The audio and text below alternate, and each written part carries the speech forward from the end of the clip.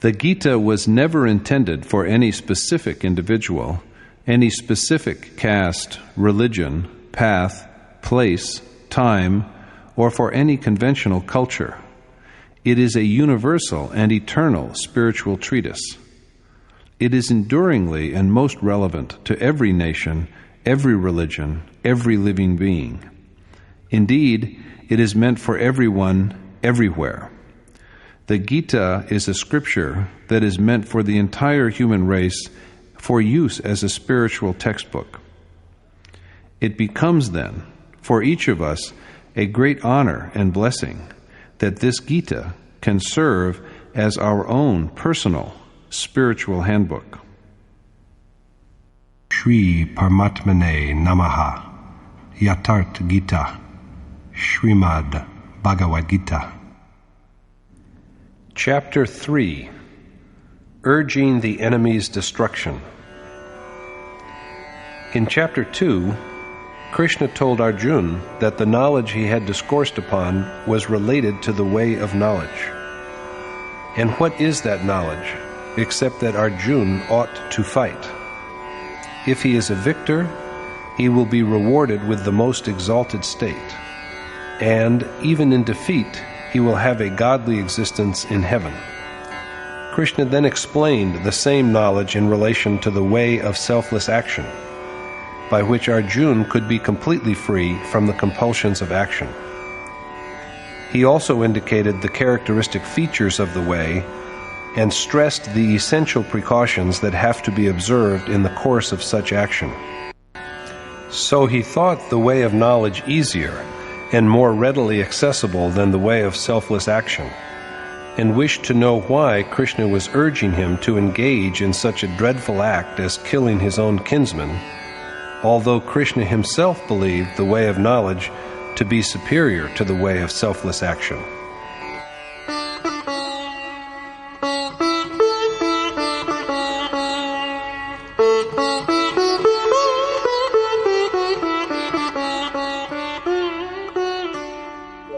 जायसी चेत कर्मणस्ते मता बुद्धिर्जनार्दन तत्किं कर्मणि घोरे मां नियोजयसि Keshav. Arjuna said, "O Janardan, if you think knowledge superior to action, why do you, O Keshav, ask me to engage in fearsome action?" Janardan is one who is merciful to his people.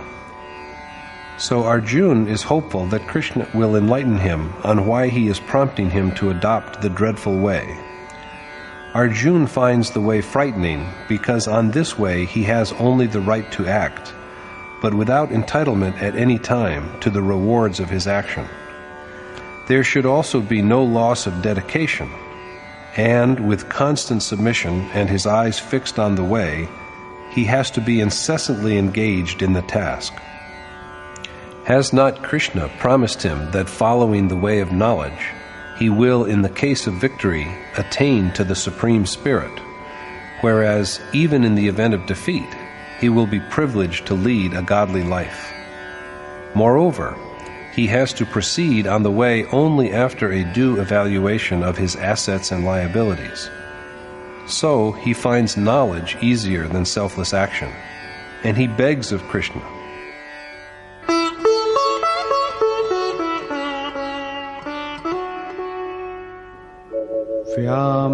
व्यामिश्रेणेव वाक्येन बुद्धिं मोहयसीव मे तदेकं वद निश्चित्य येन श्रेयोऽहमाप्नुयाम्.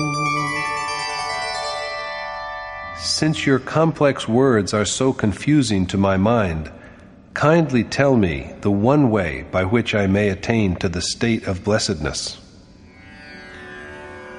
Krishna had, in fact, set out to dispel Arjuna's irresolution, but his words have only added to his doubts. So Arjuna requests Krishna to tell him unambiguously the one way by which he may achieve emancipation. Krishna then speaks to him.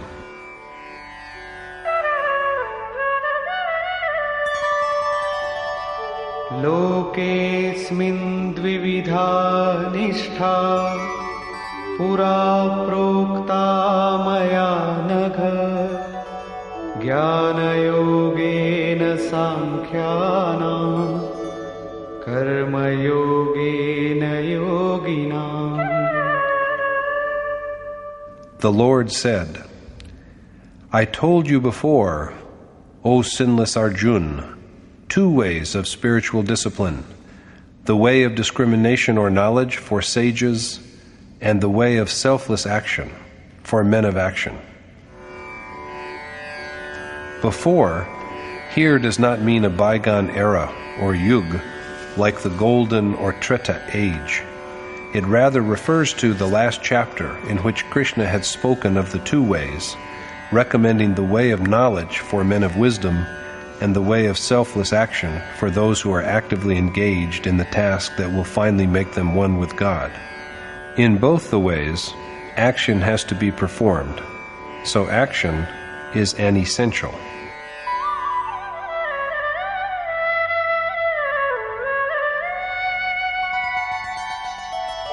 न कर्मणामनारम्भात् नैष्कर्म्यं पुरुषोऽश्नुते न च सन्न्यसनादेव सिद्धिं समधिगच्छति.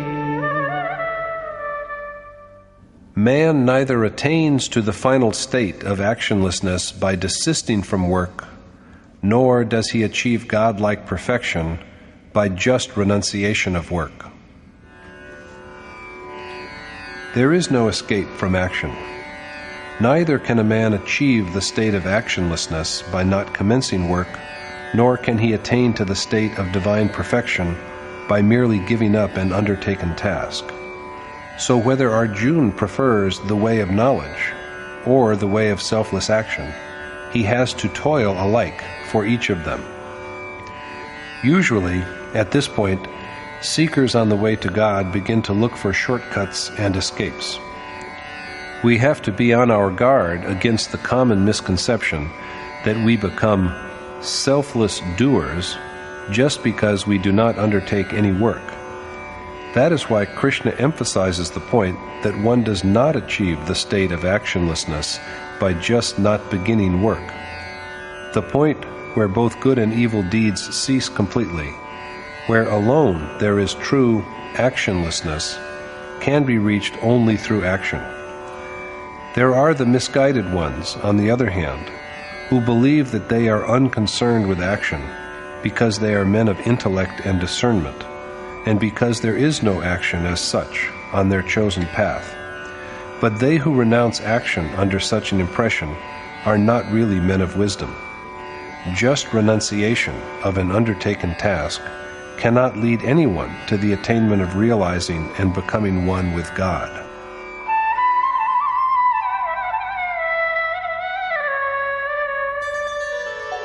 नहि कश्चित् क्षणमपि जातु तिष्ठत्य कर्मकृत् कार्यते ह्यवशः कर्म सर्वः प्रकृतिजैर्गुणैः.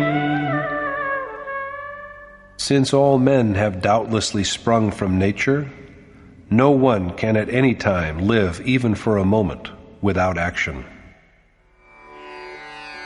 No man can ever, even for a fraction of a second, live without action, because the 3 properties of matter born from nature compel him to act. As long as nature and its properties are, no man can be without action. Krishna says in the 33rd and 37th verses of chapter 4 that all actions cease to be and dissolve into the most exalted knowledge, the knowledge obtained from meditation on the sublime truths which teach man to be aware of his own self and how he may be reunited with the Supreme Spirit. The fire of this knowledge annihilates all action. What really the Yogeshwar means by this is that action ceases to be when yoga has gone beyond the three properties of the material world, and when a clear outcome of the meditative process comes forth in the form of a direct perception of, as well as dissolution of, the self in God. But before this completion of the appointed task, action does not end, and we are not rid of it.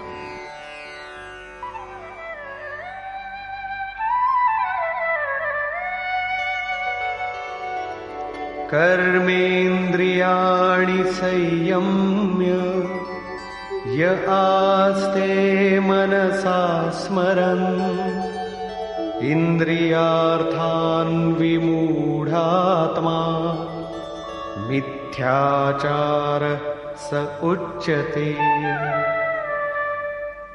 That deluded man is a dissembler who apparently restrains his senses by violence, but whose mind continues to be preoccupied with objects of their gratification. Such ignorant men who dwell upon sensual objects while restraining the senses outwardly by Hatha Yoga are false men, and not the men of wisdom at all. It is evident that such practices were prevalent in the age of Krishna also. There were some who, instead of practicing what ought to be practiced, just restrained their senses by unnatural means and claimed that they were wise and perfect. But according to Krishna, such people are cunning liars.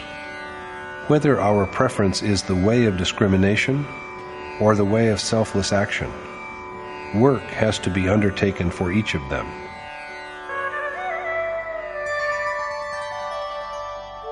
यस्त्विन्द्रियाणि मनसा नियम्यारभतेऽर्जुन कर्मेन्द्रियैः कर्मयोगम् असक्तः स विशिष्यते. And, O Arjuna, that man is meritorious who restrains his senses with his mind and employs his organs of action to do selfless work in a spirit of complete detachment. He is a superior man who exerts inner rather than external control over his senses, so that his mind is freed from passions, and who does his duty in a state of total desirelessness. Now, although we have known that work has to be done, the difficulty is that we do not yet understand the precise nature of this work. That is also Arjuna's problem, and Krishna now proceeds to resolve it.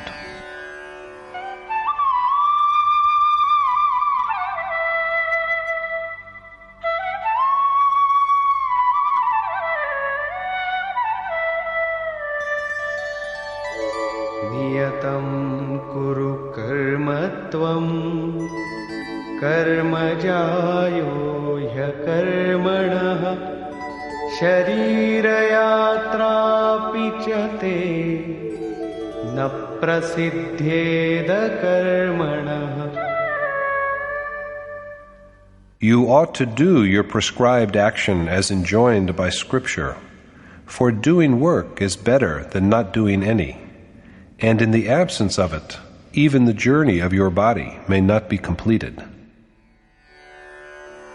Arjuna is prompted to do the prescribed or ordained action, the appointed task, which is distinct from all other kinds of work. Performance of this action is preferable to inaction, because if we do it and traverse even a small part of our way, it can rescue us from the great fear of birth and death. Performance of one's duty is therefore the better course. By not doing it, we cannot even complete the journey of our soul through different bodies. This journey is usually interpreted as sustenance of the physical body. But what kind of sustenance is this? Are we a physical body? This soul, the embodied self, that we know by the name of Purush, what else has he been doing except making his physical journey through endless lives. When clothes are worn out, we change them and put on new ones. Just so, this whole world, from the lowest creatures to the most highly evolved, from Brahma to its most distant limits, is mutable. Through births, low and high, this soul has been making his physical journey since an unknown beginning. Action is something that completes this journey. If there is yet to be another birth, the journey is still incomplete. The seeker is still on his way, traveling through bodies. A journey is complete only when the destination is reached. After being dissolved in God, the self does not have to travel any further through physical births.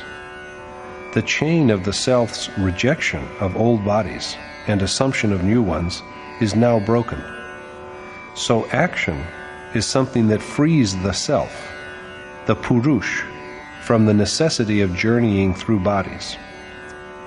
Krishna tells Arjuna in the 16th verse of chapter 4, "By this action you shall be freed from the evil that binds the world." So action, as used in the Gita, is something that liberates from the bondage of the world. However, the question of what this ordained action is still remains unresolved. Krishna now begins to answer the question.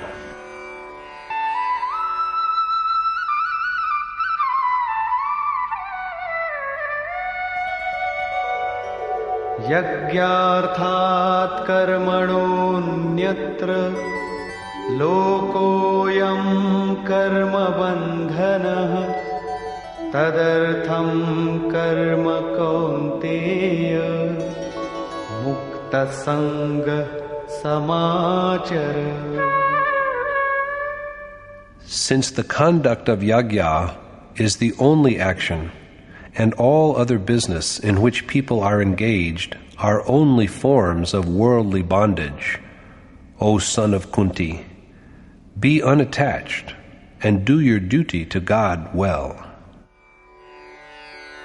Contemplation of God is the only real action. That conduct is action, which enables the mind to concentrate on God.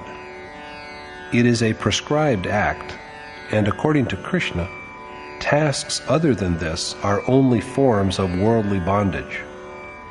Anything other than the performance of this yajna is a form of slavery rather than action.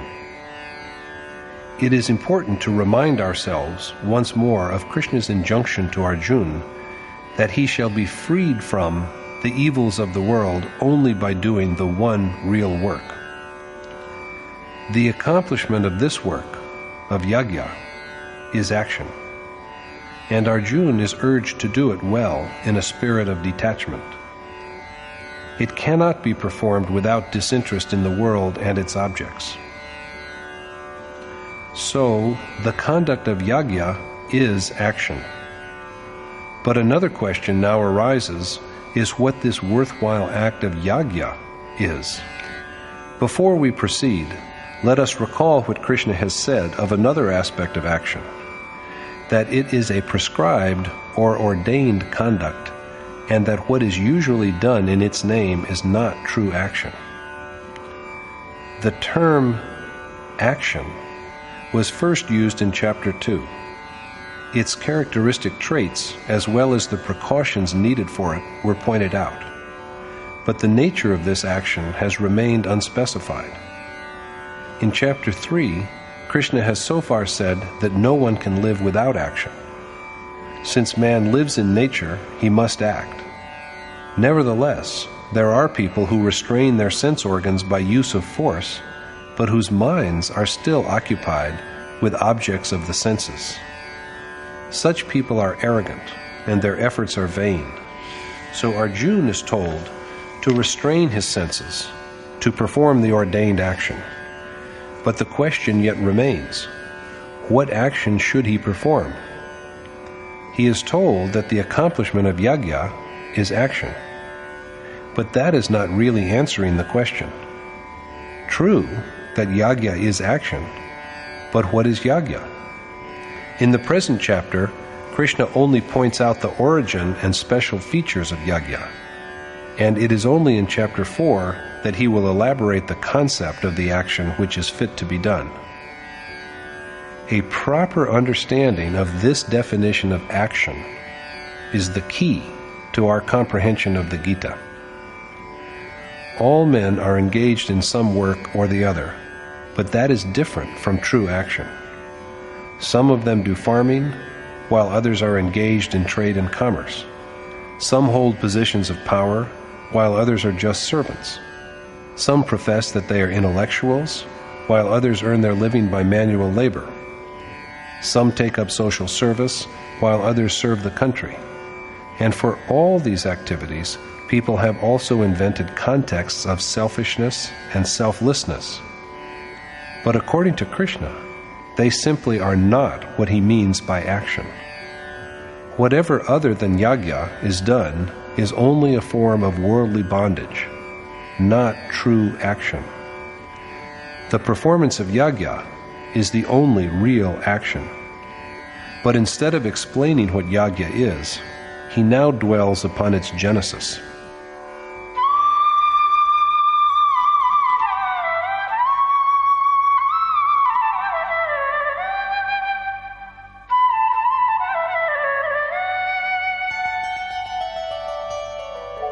सहयज्ञा प्रजा सृष्ट्वा पुरोवाच प्रजापतिः अनेन प्रसविष्यध्वम् ईशवोस्त्विष्टकामधुक्.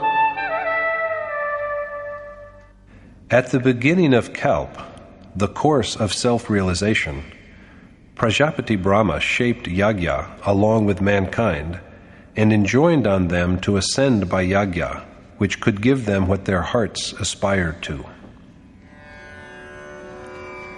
Prajapati Brahma, the god presiding over creation, made mankind along with yagya at the beginning and told men to progress through yagya. This yagya, wholly propitious, was prescribed or ordained as the action which would satisfy their hunger for realization of the eternal God. Who was the creator of mankind along with yagya? Was it Brahma? And who is he? Is he, as it is believed, the God with 4 heads and 8 eyes? According to Krishna, there are no beings like gods. The sage who has realized and become one with the Supreme Spirit, the fountainhead from which all mankind has arisen, is Prajapati, the man of perfection who has become a transmitter of God's essence. Wisdom that results from knowledge of God is itself Brahma. At the moment of this realization, the mind becomes a mere instrument. It is God himself who then speaks through the voice of the sage. There is constant growth of wisdom after the commencement of spiritual adoration or worship.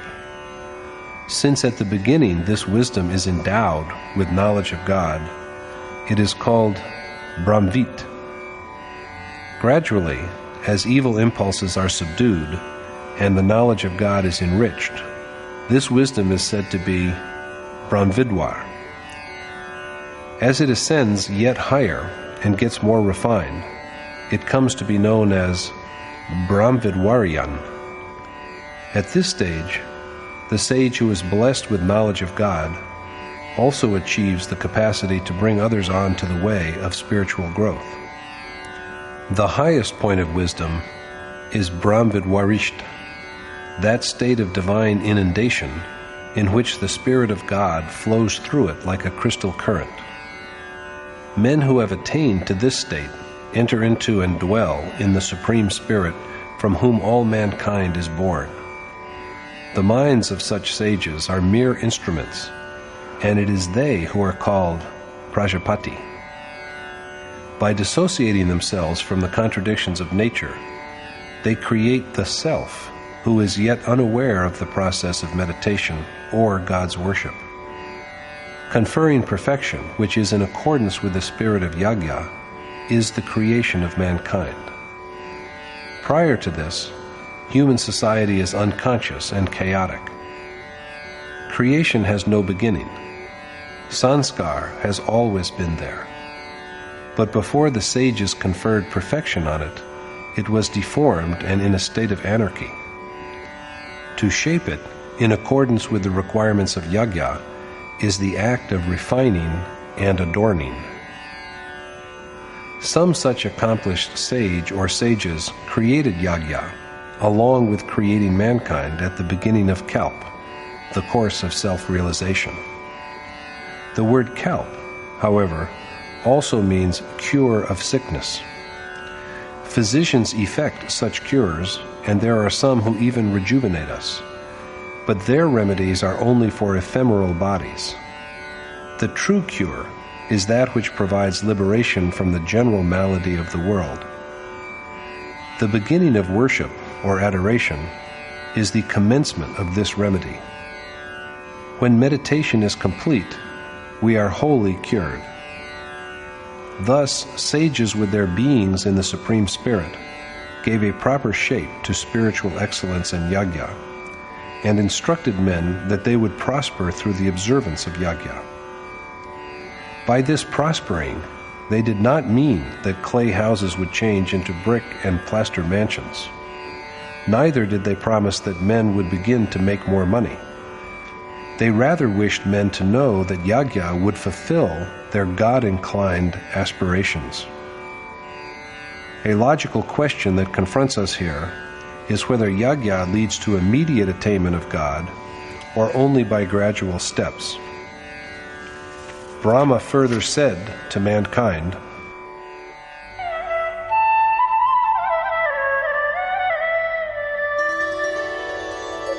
Devan bhavayatanena te deva bhavayantu vah parasparam bhavayantah shreyah paramavapsyatha. And may you cherish gods by yajna, and may gods foster you, for this is the means by which you will finally achieve the ultimate state. Cherishing gods by yajna means fostering sacred impulses, and that is how gods foster mankind. Thus, by mutual augmentation, men will ultimately achieve that final bliss after which there is nothing more to achieve. The deeper we enter into yajna, later yajna will be explained as a way of worship, the more is the heart enriched with divinity. The Supreme Spirit is the only God, and the means, the impulses, that provide access to that God are the divine treasure, because they bring the ultimate God within reach. This, rather than the commonly imagined gods, such as a piece of stone or mass of water, is the true divine wealth. In Krishna's words, such gods have no existence. He further adds,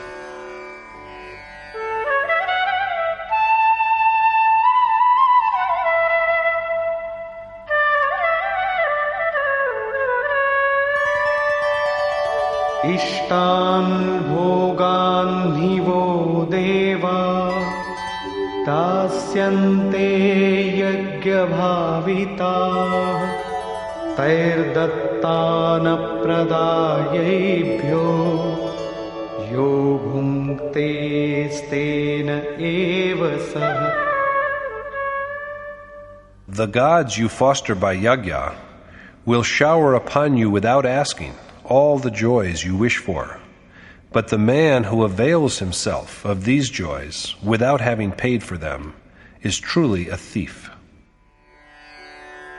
The divine riches we earn and store by yajna will give us nothing else besides joys related to the revered God. They are the only powers which give. There is no other way to attain to the adored God.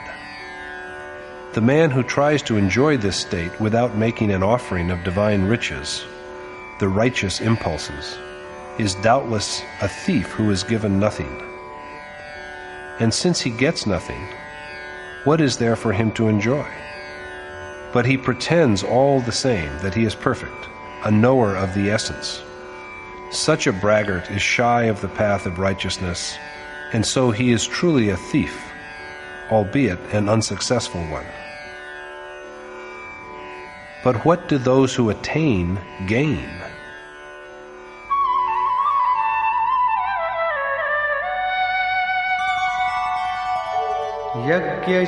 यज्ञशिष्टाशिनः सन्तो मुच्यन्ते सर्वकिल्बिषैः भुञ्जते ते त्वघं पापा ये पचन्त्यात्मकारणात्. The wise who partake of what is left over from yajna are rid of all evil. But the sinners who cook only for the sustenance of their bodies partake of nothing but sin. They who subsist on the food derived from yajna are absolved of all sins. The moment of achievement in the course of augmenting the divine plenty is also the moment of its completion. When yajna is complete, the leftover is God Himself. The same has been said by Krishna in a different way. The one who feeds on what is generated by yajna merges into the Supreme Spirit. The sage who feeds on God's manna that issues from yajna is liberated from all sins, or, in other words, from birth and death. Sages eat for liberation, but a sinner eats for the sake of the body that is born through the medium of attachment.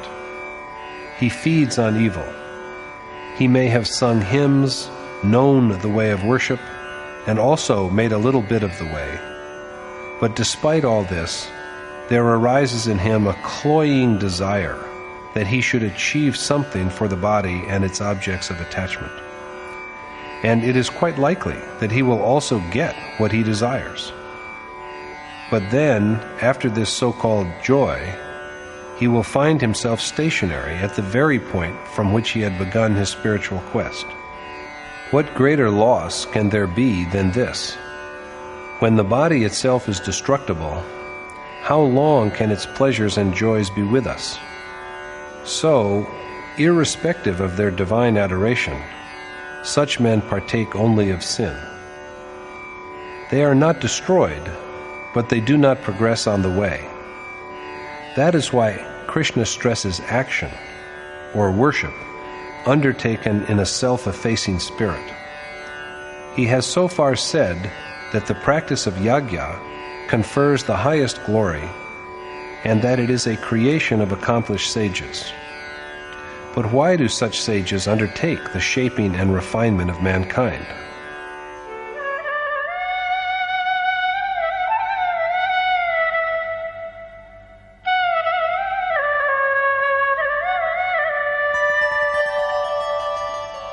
अन्नाद् भवन्ति भूतानि पर्जन्यादन्नसम्भवः यज्ञाद् भवति पर्जन्यो यज्ञः कर्म समुद्भवः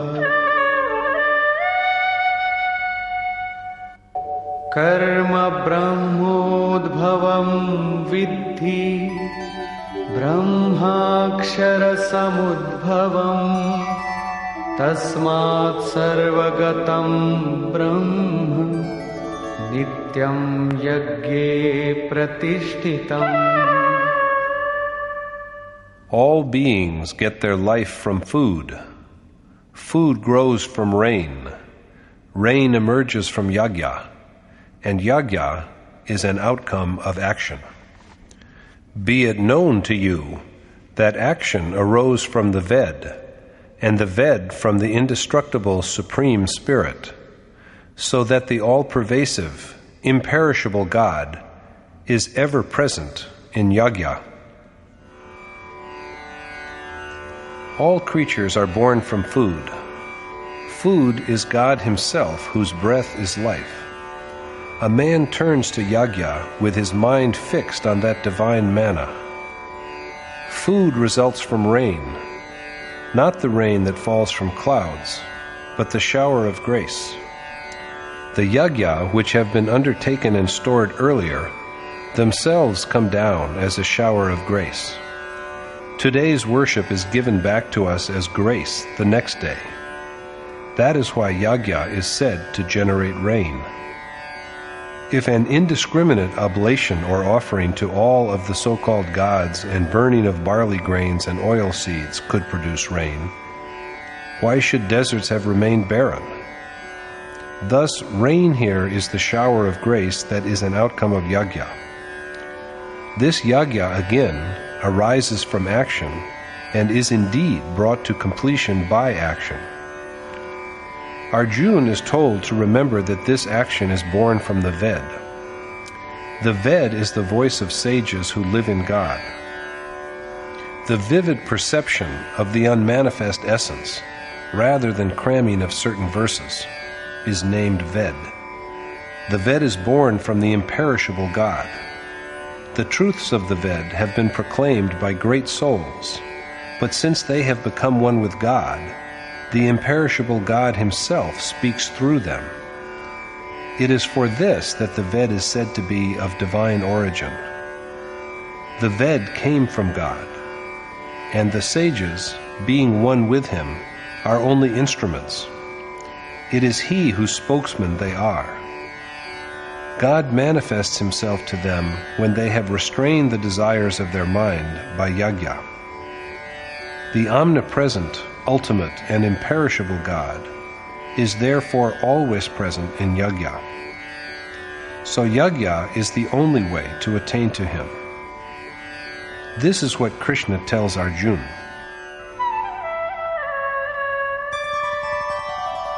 Evam pravartitam chakram nanuvartayati hayah aghayurindriya ramo mogham partha sajivati. The man in this world, O Part, who loves sensual pleasure and leads an impious life, and does not conduct himself in accordance with the thus prescribed cycle of self-realization, leads but a futile life. The pleasure-loving sinful man, who, despite his birth in human form, does not conduct himself in keeping with the means of the ordained action, or, to put it differently, does not follow the way of attaining to the state of immortality through fostering gods and so also himself by tending the divine riches of his nature, lives but in vain.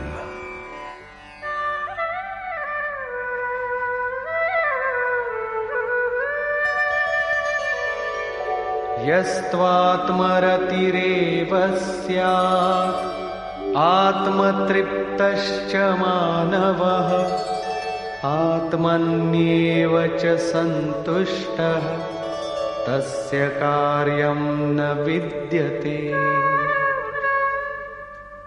But there remains nothing more to do for the man who rejoices in his self, finds contentment in his self, and feels adequate in his self.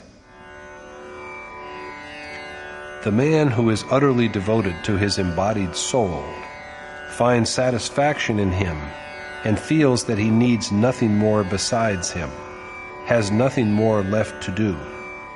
After all, the self was the goal. Once the unmanifest, immortal, indestructible essence of the soul has been realized, there is nothing beyond to seek. A man such as this needs neither action nor worship. Soul and God, self and the Supreme Spirit, are all synonymous. This is what Krishna demonstrates again. Naiva tasya kritenartho नाकृतेनेह कश्चन न चास्य सर्वभूतेषु कश्चिदर्थव्यपाश्रयः. Such a man has neither anything to gain from action nor anything to lose from inaction, and he has no interest in any being or any object. Previously there was, but now there is for such a man neither any profit in doing nor any loss in the absence of doing. He ceases to have any selfish relationship with any being. The self is constant, eternal, unmanifest, changeless, and indestructible. When once this soul has been known and one is joyous, contented, and absorbed in him, what else is there beyond to search for? And what shall we gain by any further seeking?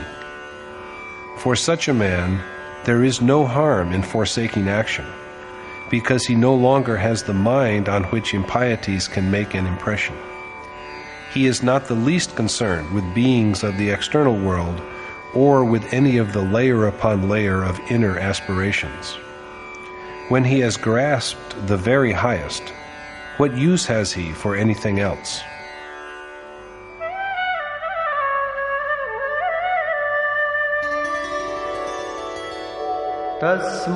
तस्मादसक्तः सततं कार्यं कर्म समाचर असक्तो ह्याचरन् कर्म परमाप्नोति पुरुषः. So always do what is right for you to do in the spirit of selflessness, for in doing his duty, the selfless man attains to God. In order to achieve this state, Arjuna ought to be disinterested and do well what is fit for him to do, for a selfless man realizes God only through selfless action. The action which is worthy of doing is the same as the ordained action. So to inspire Arjuna to ordained action, Krishna further adds,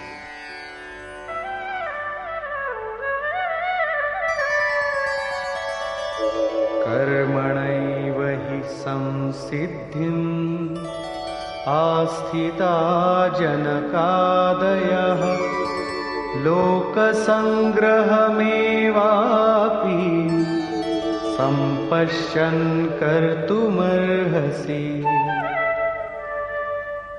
Since sages such as Janak had also attained to the ultimate realization by action, and keeping in mind as well the preservation of the God-made order, it is incumbent upon you to act. Janak here does not mean the king of Mithila. Janak is an epithet of father, the giver of life. Yog, the way by which the individual soul may be united with the Supreme Spirit and thus secure absolution, is Janak, for it brings out and manifests the embodied soul. All those who are endowed with Yoga are sages like Janak. Many such great men possessing true wisdom have also achieved the final bliss through action aimed at the ultimate attainment. Ultimate stands for realization of the essence that the Supreme Spirit represents. All great saints, such as Janak, have attained to the state of ultimate realization through performance of the action which is yajna. But after attainment, they act with the welfare of the world in view. They work for the betterment of mankind. So Arjuna, too, is worthy of being a true leader of the people after attainment.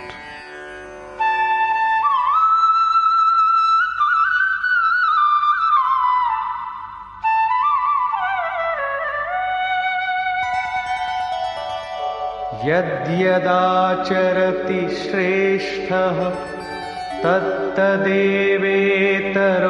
जनः स यत्प्रमाणं कुरुते lokastadanuvartate.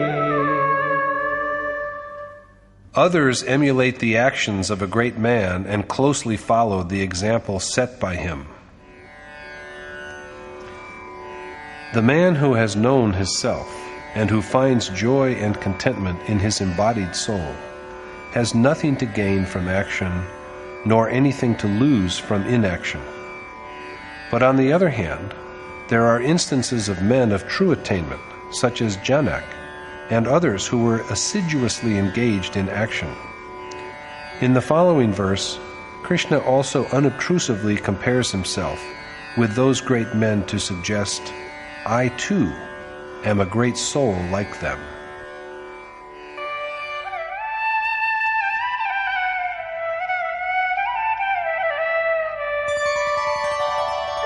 न मे पार्थास्ति कर्तव्यम् त्रिषु लोकेषु किञ्चन नानवाप्तमवाप्तव्यम् वर्त एव च कर्मणि.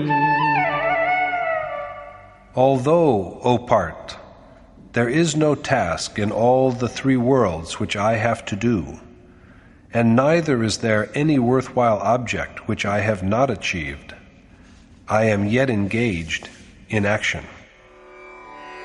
Like other sages of attainment, Krishna has also nothing remaining to do. He said a little earlier that sages have no duty to perform to other beings. Similarly, in all the three worlds he has nothing to do, and there is not even the least desirable object that he does not have. And yet he is earnestly engaged in action.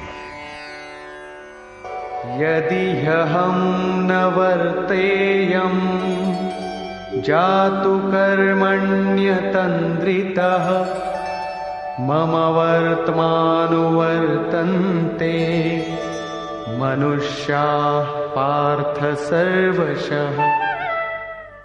For should I not be diligent in the performance of my task, O Part, other men will follow my example in every way.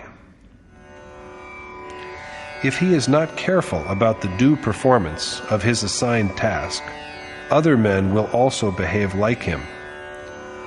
Does it mean that even emulating Krishna, God, may be an error? By his own admission, he will set a bad example if he does not act.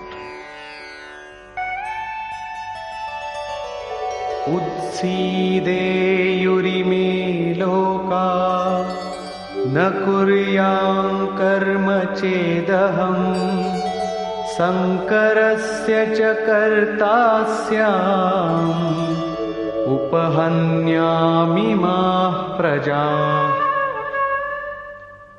If I do not perform my action well, the whole world will perish, and I shall be the cause of Varn Sankar, and so a destroyer of mankind.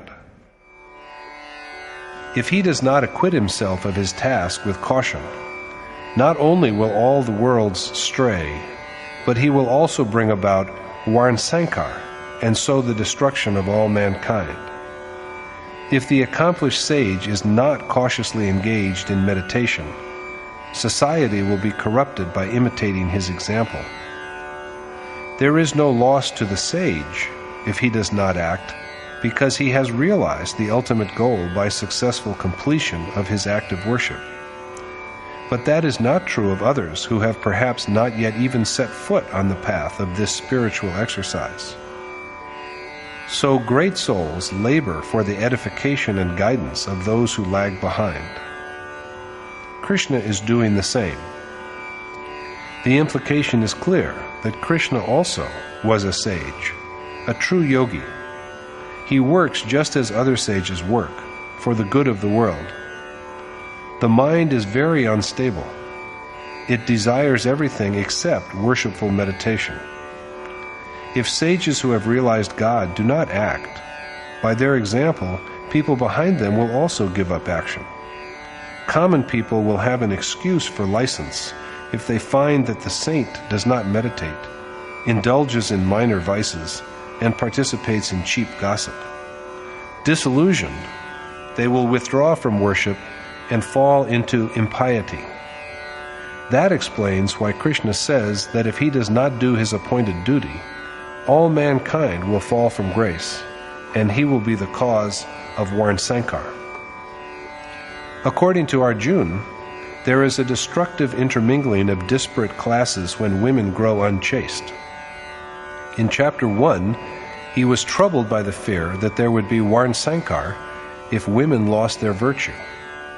But Krishna refuted him and affirmed that there would be Varnasankar only if he, Arjuna, was not assiduously engaged in his appointed task. In fact, God himself is the true Varna, or quality, of self.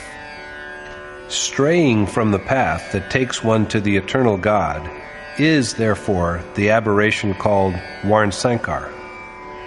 If the saint who has perceived God desists from performance of the worthy task, by following his example, others will also lose sight of their duties and become Varnasankar, for conflicting properties of nature are then combined in them. It is in this sense that a sage is the cause of destruction of mankind if he does not induce others to act, while he is himself earnestly engaged in his prescribed task. Realization of the indestructible God, the root from which everything is born, is life, whereas to be engrossed in the innumerable objects of nature and stray from the divine path is death. So that sage who does not induce other men to walk along the path of action is a destroyer, verily a murderer of humanity. He is a destroyer of mankind if he does not check the frittering away of minds and senses and compel other men to keep to the right path. He is then an embodiment of violence. True nonviolence is cultivating one's own self and simultaneously also urging others to spiritual discipline and growth. According to the Gita, physical death is only a change of perishable bodies, and there is no violence in this. So Krishna tells Arjuna,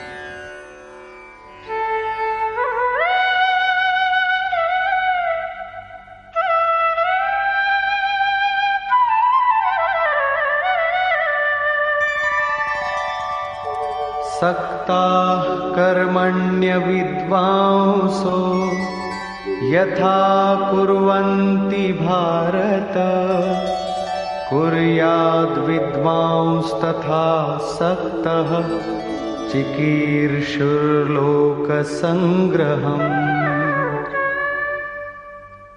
As the ignorant act with a feeling of attachment to their actions, even so, O Bharat, the wise ought to act for the preservation of the divinely established world order. A wise man, selfless and endowed with spiritual knowledge, acts in order to inspire the hearts of other men to act for their own good, just like any selfish and ignorant man. We may be ignorant even though we know the way of and practice yajna. Knowledge is direct perception. So long as we are even in the least removed from God, and He, the desired one, from us, ignorance is present. When this darkness prevails, there is attachment to action and its consequences. The selfless meditate with a devotion which is very much similar to the attachment with which the ignorant do their work. There can be no attachment in men who are unconcerned with doing. But even these sages ought to act for the good of the world and for the strengthening of forces of piety, so that other men take to the right path.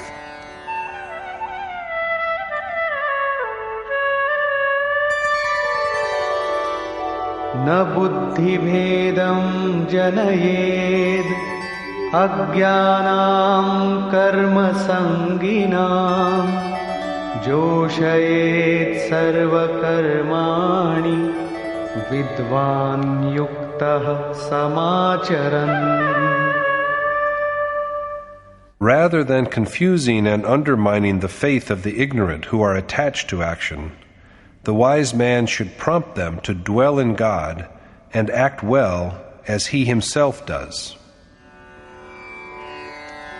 Instead of creating confusions in the minds of the ignorant who are engaged in the performance of the said action, seers who have directly perceived God should be careful that no act of theirs should cause a weakening of other men's dedication. It is the duty of the sage, who is blessed with sublime knowledge, to inspire others to perform the prescribed action in which he himself is so earnestly engaged. This is why, even in extreme old age, my revered teacher used to wake up at 2 a.m. and cough to warn others that he was awake. And then he would begin to call loudly, "Get up, you earthly men!" When all of us had risen and sat down to meditate, he would himself lie down for a while. Then he would get up again and say, "Do you think I was sleeping? I have really been concentrating on my breath. I lie down because my body is old and sitting is painful for me. But you young men have to sit firm and straight and contemplate until your breathing is like the continuous smooth flow of a stream of oil, with no break in its current and no external thought to disturb your concentration. It is the worshipper's duty to be incessantly occupied with the task of meditation until then. As for my breath, it is steady and straight like a bamboo shoot." This is why the sage has to act well himself, for without that he cannot induce his disciples to do the same. A teacher should teach by example rather than precept. Krishna now deals with who the doer of action is and what the motives of action are.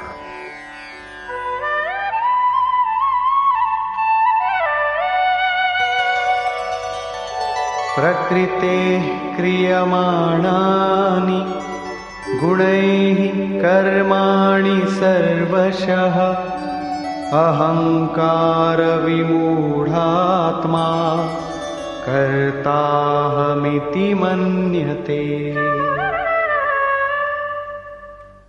Although all action is caused by the properties of nature, the man with an egotistic and deluded mind presumes that he himself is the doer. From the beginning to the moment of attainment, all action is performed because of the properties of nature.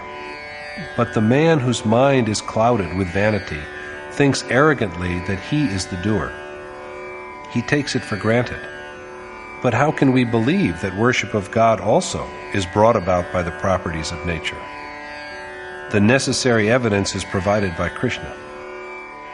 तत्त्ववित्तु महाबाहो गुणकर्म विभागयोः गुणागुणेषु वर्तन्ते इति मत्वा न सज्जते.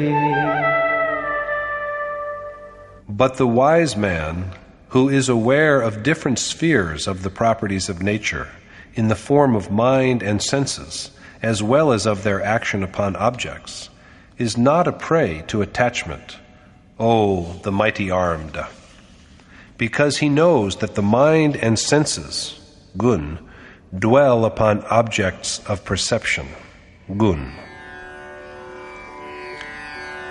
Seers who have perceived the ultimate essence are aware of the distinction between the properties of nature and action, as also of the fact that these properties are preoccupied with themselves and are disinterested in their action. The word essence here means the Supreme Spirit, rather than the 5 or 25 elements or primary substances that are countable. In Krishna's words, God is the only element. Besides him, there is no other reality. Going across the properties of nature, the sages who dwell in God, the only reality, are enabled to perceive divisions of action according to the properties of nature. If the predominant quality or property is ignorance, or tamas, it shows itself in the forms of lethargy, sleep, and wantonness. In brief, in a general disinclination to action. If the basic property is passion, or rajas, the resulting action is characterized by an unwillingness to retreat from worship and a sense of authority. If the dominating property is virtue or quality of goodness, sattva, the actions prompted by it bear such traits as concentration of mind, meditativeness, a positive attitude towards experience, continuous thought, and simplicity. The properties of nature are mutable, so the perceptive sage alone is able to see that the excellence or otherwise of action is determined by the constituent properties. These properties effect their work through their instruments, the senses and their objects. But they who have not yet gone beyond these properties and are still midway are addicted to whatever they do. Prakriter guna sammudha sajjante guna karmasu tan kritsna vido mandan kritsna vinna vichalaye. They ought not to undermine the faith of the deluded who are unaware of the truth, because they are enamored of the constituents of matter, and so attached to senses and their functions. Men who have an infatuation for nature get addicted to their actions when they see them gradually evolving towards the level of superior properties. Wise men who know the truth should not unsettle these deceived men who lack in both knowledge and energetic effort. Instead of disheartening them, the wise should encourage them, because they can reach the ultimate state where action ceases to be only through the performance of action. After making a careful appraisal of his inborn capacity and situation, the seeker who has resolved to act by the way of knowledge must deem action as gifted to him by the properties of nature. If, on the contrary, he presumes that he himself is the doer, it will make him vain and conceited. Even after progressing on to superior properties, he should not get addicted to them. The seeker, on the other hand, who has chosen the way of selfless action, has no need to analyze the nature of action and properties of nature. He has to act only with a total self-surrender to God. In this case, it is for the God within, Guru, to see which properties are making their entry and which are departing. The seeker on the way of selfless action believes everything, changes in properties as well as his gradual elevation from the lower to the higher ones, to be a blessing from God. So although he is constantly engaged in action, he neither feels the vanity of being the doer, nor becomes attached to what he is doing. Referring to this, as well as to the nature of the war at hand, Krishna says, Mai sarvani karmani sanyasya-adhyatma cetasa nirashir nirmamo bhutva yudhyasva vigatajvara. So, O Arjuna, contemplate the self, surrender all your action to me, abandon all desire, pity, and grief, and be ready to fight.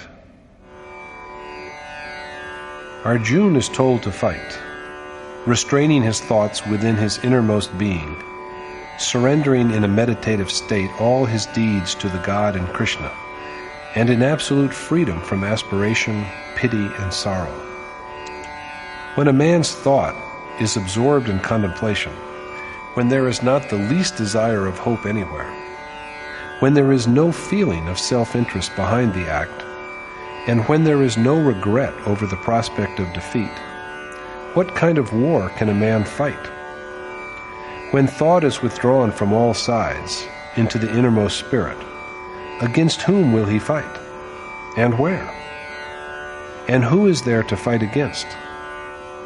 In fact, however, it is only when you enter into the meditative process that the true form of war emerges. It is only then that it is known that the throng of unrighteous impulses, of desire, wrath, attraction and repulsion, and of desire and hunger, all deviations from piety, which are called kuru, are the great enemies that create attachment to the world. They obstruct the seeker of truth by launching a vicious assault. To overcome them is real war. To subdue them, to contract oneself within one's mind, and to achieve the state of steady contemplation is real war. Krishna again stresses the point.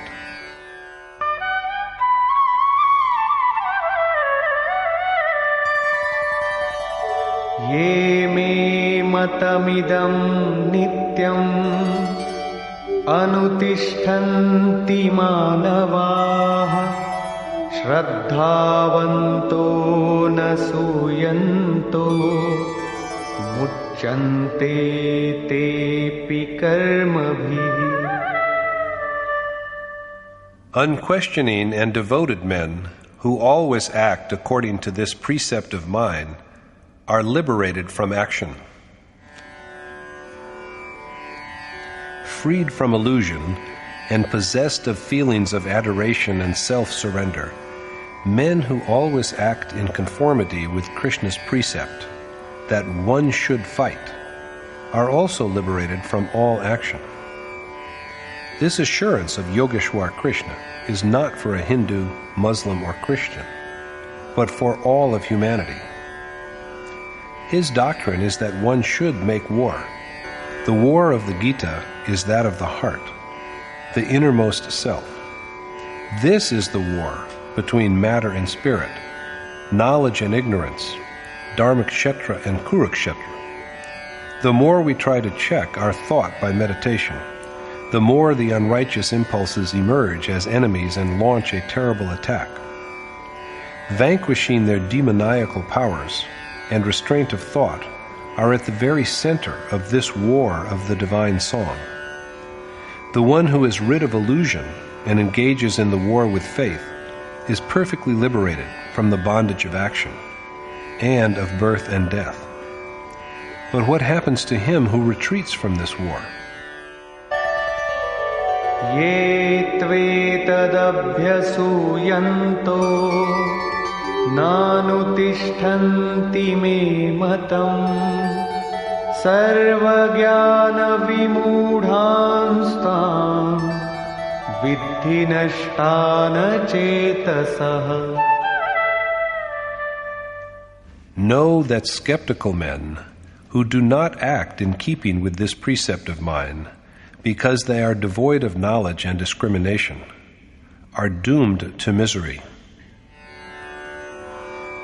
Deluded men, drunk with attachment and lacking in discrimination, who do not follow the teaching of Krishna, or who, in other words, do not wage war in a state of meditation in which there is complete self-surrender, as well as freedom from desire, self-interest, and grief.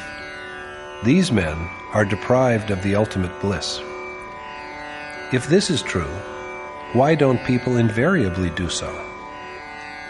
Krishna accounts for it thus.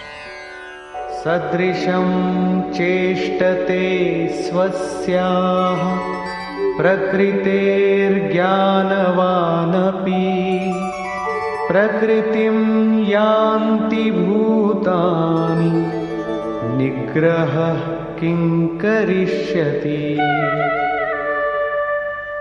Since all beings are constrained to act in conformity with their natural disposition, and the wise man also strives accordingly, of what avail can violence with nature be? All beings are dominated by their governing property and act under its compulsion. The sage who is blessed with perception also makes his efforts in accordance with his nature. Ordinary men abide in their actions, and the wise in their self. Everyone acts according to the inescapable demands of his nature. This is a self-evident and incontrovertible truth. It is for this reason that, according to Krishna, men do not follow his teaching, even though they know it. Unable to overcome desire, self-interest, and sorrow, or, in other words, attachment and aversion, they fail to act in the prescribed way. Krishna also points out another reason.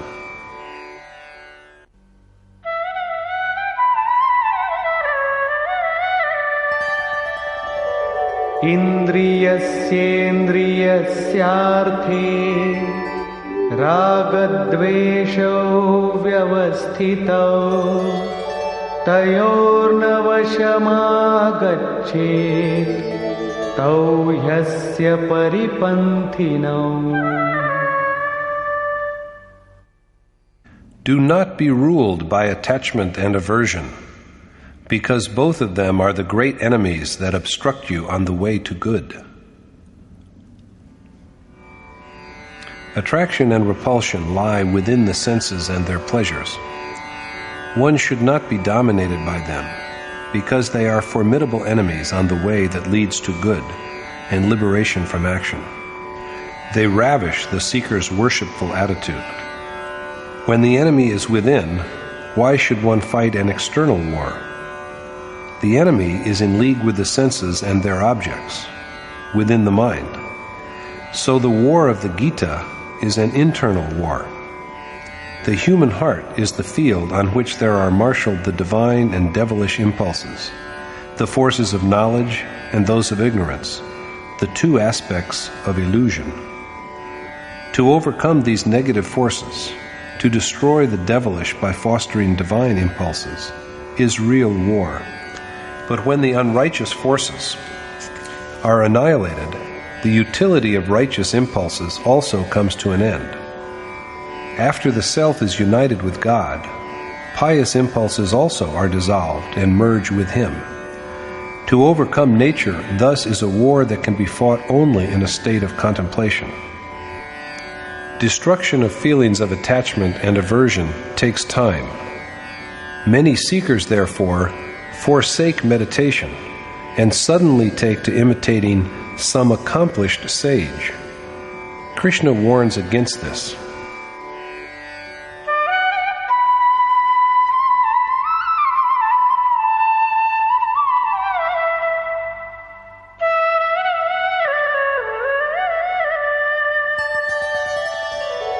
Shreyan swadharmo vigunaha paradharmat svanushtita swadharme nidhanam shreyah paradharmo bhayavaha. Although inferior in merit, one's own dharma is the best, and even meeting with death in it brings good, whereas a dharma other than one's own, though well observed, generates only fear. Krishna says that even though deficient in quality, one's own dharma is better than another man's well-observed dharma. The ability to engage in action that arises from one's own nature is one's dharma. So dying in the observance of one's own dharma is truly fortunate. After the soul assumes a new body, he will resume his journey from the same point of spiritual attainment at which he had stopped in his last physical life.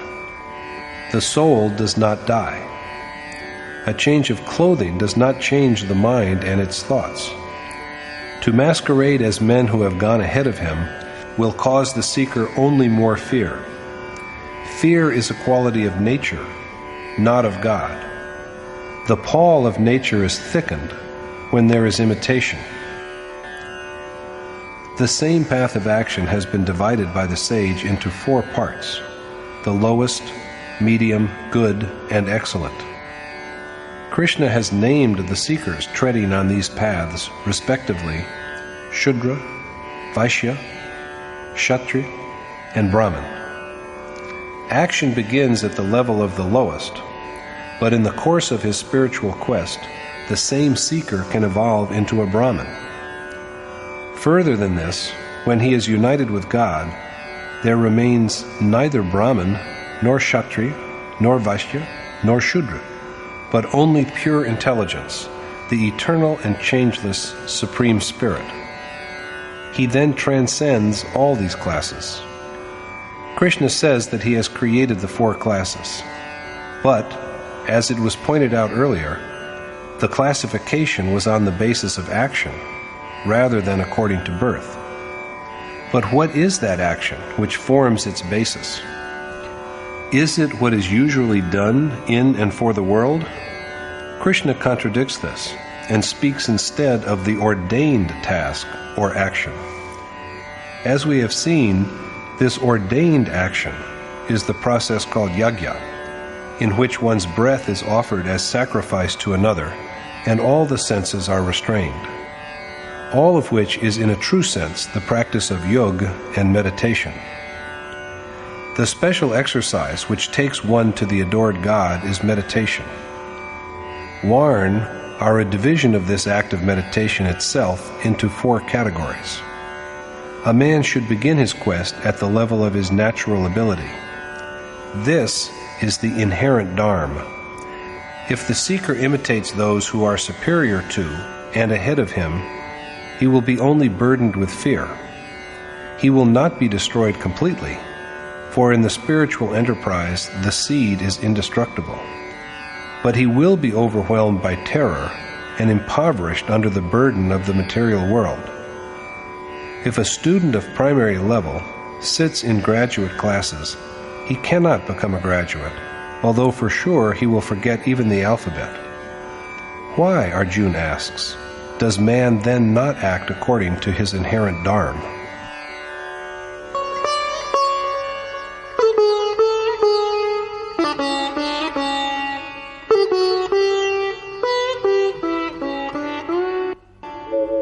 अथ केन प्रयुक्तोऽयं पापं चरति पूरुषः अनिच्छन्नपि Varshney बलादिव नियोजितः.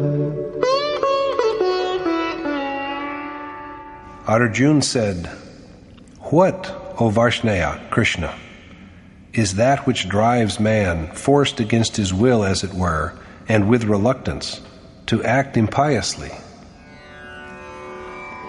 Why does a man, although like one who is dragged to something which he despises, act in sinful ways? Why does he not conduct himself according to the precepts laid down by Krishna?" Krishna's answer to the question is provided in the following verse.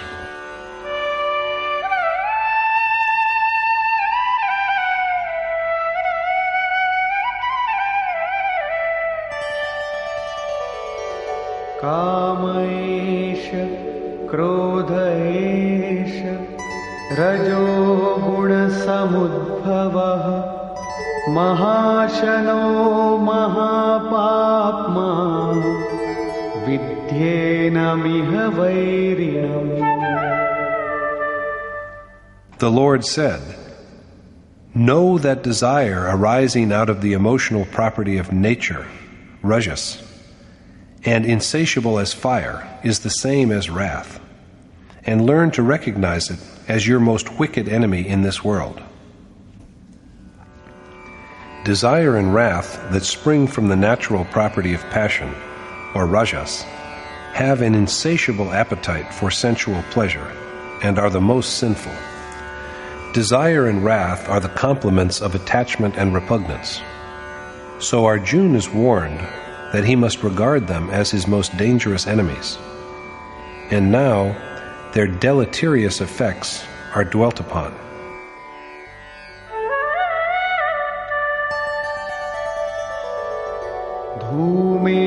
धूमेनाव्रियते वह्निः यथादर्शो मलेन च यथोल्बेनावृतो गर्भः तथा तेनेदमावृतम्.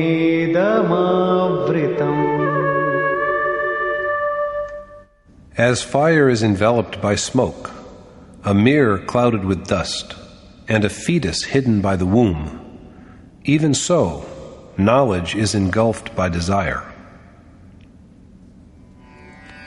Discrimination is obscured by the mantle of desire and wrath. If we burn damp wood, there is only smoke. There is fire, but it cannot leap into flame. A dust-covered mirror cannot give a clear image. Just so, when there exist the perversions known as desire and wrath, the mind cannot have a clear perception of God.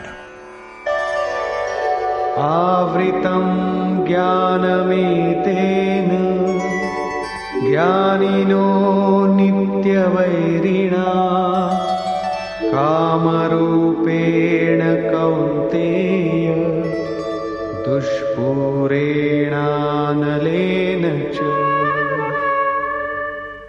And, O son of Kunti, even wise men's discrimination is engulfed by desire, insatiable like fire, and their perpetual enemy. So far, Krishna has named two enemies, desire and wrath, but in the 39th verse he mentions only one of them, namely desire. In truth, the feeling of anger lies within desire. When a task is successfully completed, anger subsides. But when desire is obstructed, anger reappears. So anger resides at the heart of desire.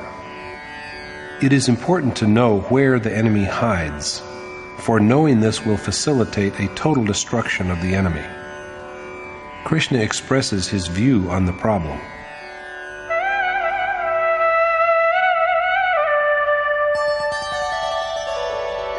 Indriyani mano buddhi asyadhisthanamuchyate etairvimohayatyesha jnanamavritya dehinam.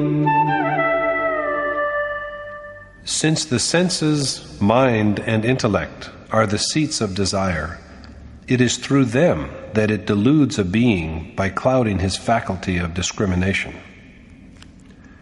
So we have the answer. Our worst foe dwells within our own senses, mind, and intellect. It is through them that desire envelops knowledge and deludes the embodied soul.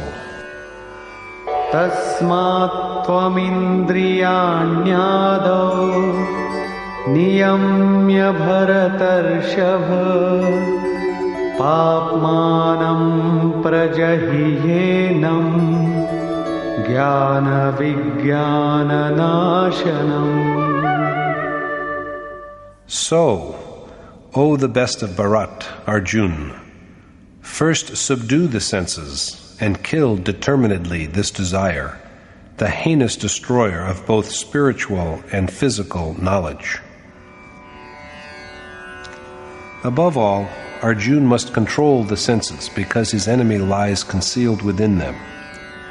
The enemy is within us, and it will be futile to look for him outside. The war that has to be waged is internal. It has to be fought within the mind and heart. So Arjun must subdue his senses and kill this sinful desire which ravages both knowledge of the unmanifest spirit and knowledge of the physical world. However, he cannot storm them directly. He has first to lay siege to the stronghold of moral perversions itself by vanquishing the senses. But to restrain the senses and mind is most difficult. The success of this endeavor always appears doubtful. Krishna dispels this pessimistic attitude by pointing out the many weapons at his disposal which a man can use to fight against the enemy.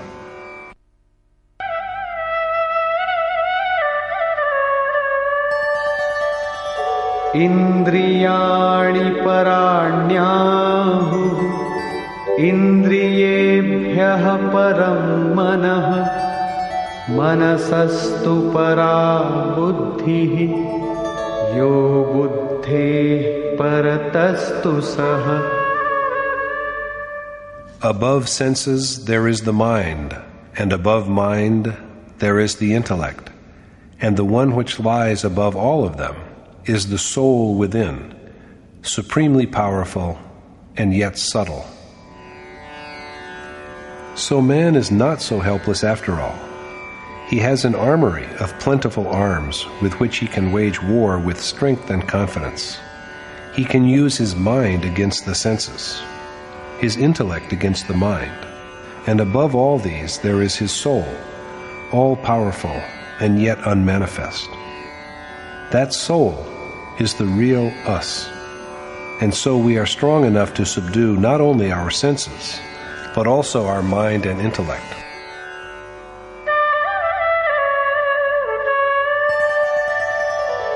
Evam buddhe param buddhva samstabhyatmanamaatmana jahi shatrum mahabaho kamarupam durasadam.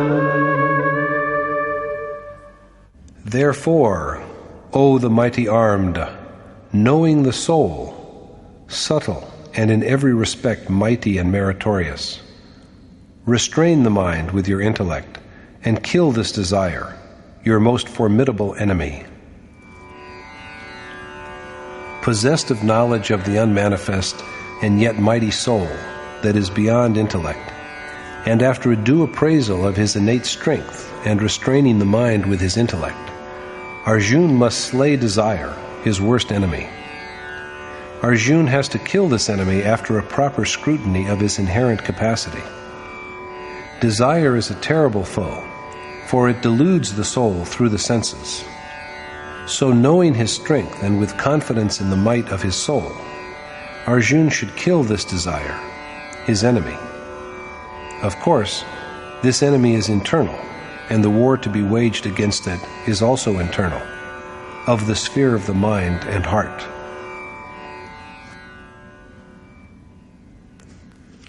Conclusion.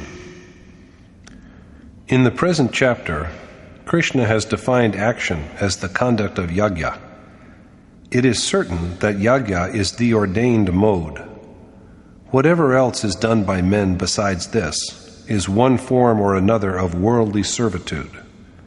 It will be affirmed in chapter 4 that conduct of yajna is the action which effects freedom from the material world. The chapter describes the origin of yajna, as well as what the conduct of this discipline has to offer. It then portrays the characteristic features of yajna. The importance of conducting yajna is repeatedly stressed, for this is the ordained action. The most detailed portrayal of war is thus found in chapter 3. Verses 30 to 43 are concerned with the setup of war, its inevitability, the certain destruction of those who refuse to fight, the names of the enemies who have to be killed, weighing of one's strength, and the determination to slay the enemies. The chapter thus identifies the enemies and, at the end, also provides the required encouragement to the seeker to destroy these enemies. Thus concludes the third chapter in the Upanishad of Shrimad Bhagavad Gita on the knowledge of the Supreme Spirit, the science of yoga, and the dialogue between Krishna and Arjuna, entitled Shatru Vinash Prerna, or Urging the Enemy's Destruction. Thus concludes Swami Adgadanand's exposition of the third chapter of the Shrimad Bhagavad Gita in Yatharth Gita.